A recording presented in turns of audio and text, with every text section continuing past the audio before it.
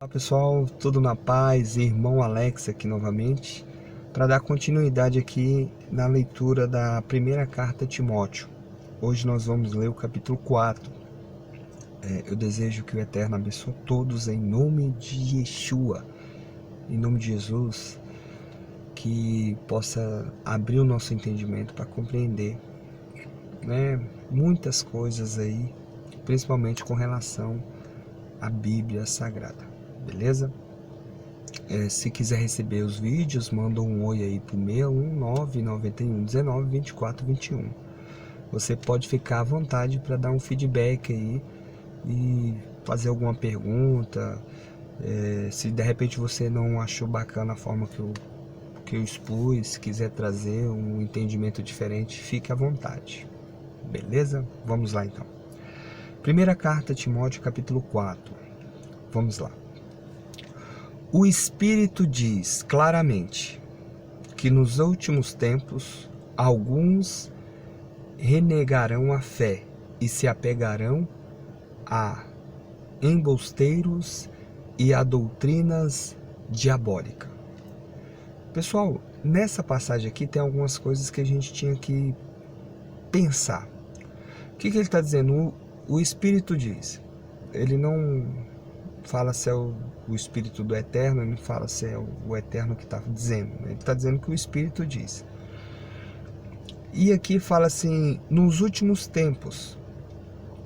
Temos que entender que últimos tempos é esse. Um exemplo, o autor da carta, uma das cartas do Novo Testamento, ele afirma que o Evangelho já tinha sido pregado em todo o mundo, porque ele tinha uma visão de mundo. E Yeshua falou que quando o Evangelho fosse pregado no mundo todo, aí viria o fim. Então, o entendimento do autor de mundo, da carta do Novo Testamento, ele tinha uma visão de mundo limitada. Então, quando fala que nos últimos tempos, será que é no final dos tempos? Ou isso aqui já aconteceu? Ou está acontecendo, entendeu? Aí aqui ele vem trazendo algumas explicações, Fala que renegarão a fé e se apegarão a embusteiros e a doutrinas diabólicas. Beleza. Vamos então continuar. Deixando-se iludir por pessoas falsas e mentirosas. Olha isso aí. Com a consciência marcada por ferro em brasa. Proíbem o casamento, o matrimônio, e o uso de certos alimentos que, no entanto, foram criados pelo Eterno para serem tomados como ação de graças pelos fiéis e por aqueles que chegaram ao conhecimento da verdade. Então, existe hoje, vamos entender. Existe hoje alguma doutrina que proíbe certos alimentos? Existe hoje, estou fazendo uma pergunta, existe hoje alguma doutrina que proíbe o casamento?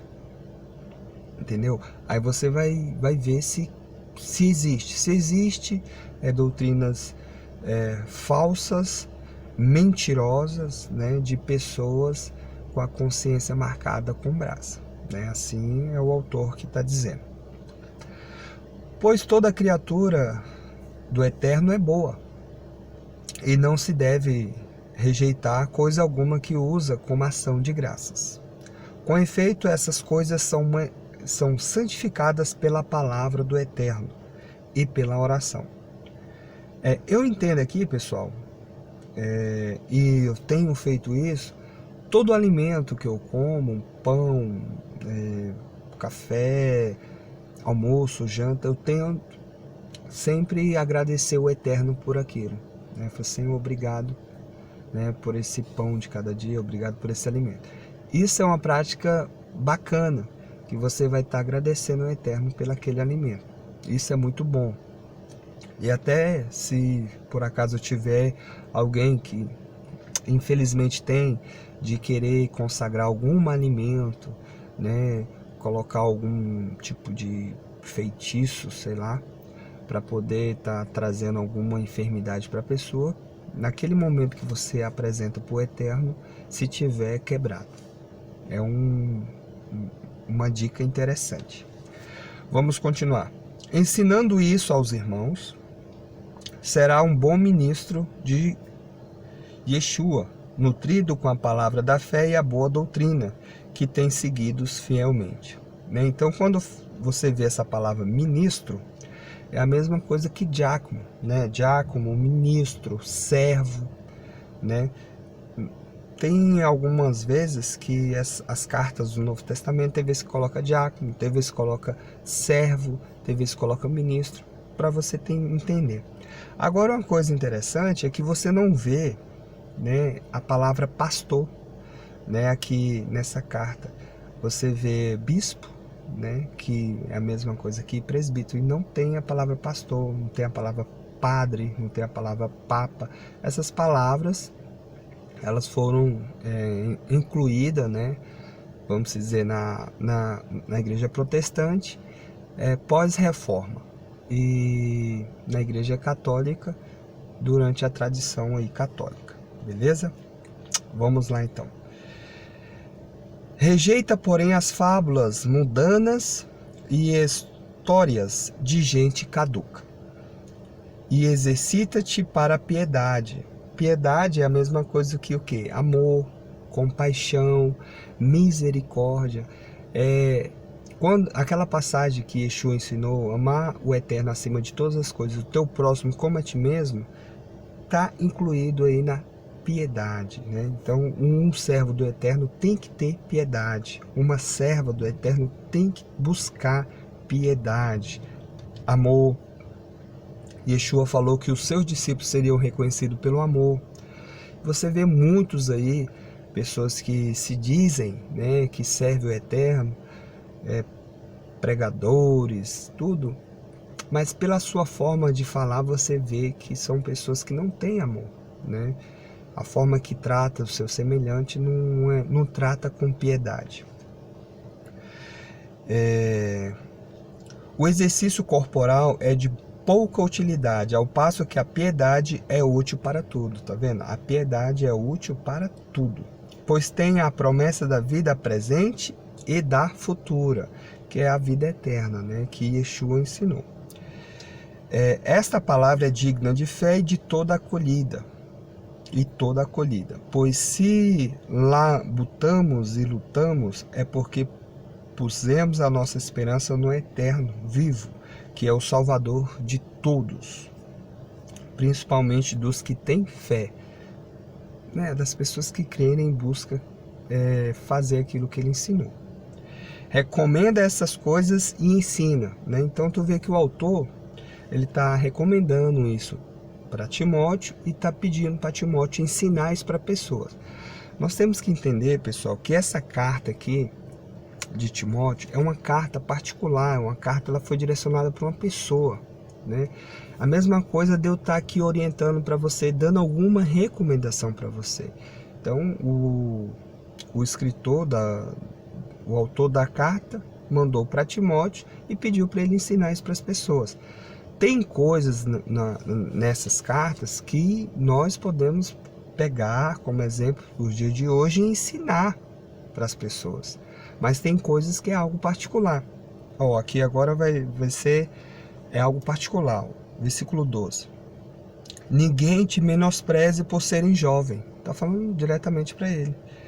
De tua parte, do Timóteo, procura ser para os que creem um exemplo, pela palavra, conduta, pelo amor, pela fé, pela castidade, até que eu chegue aí.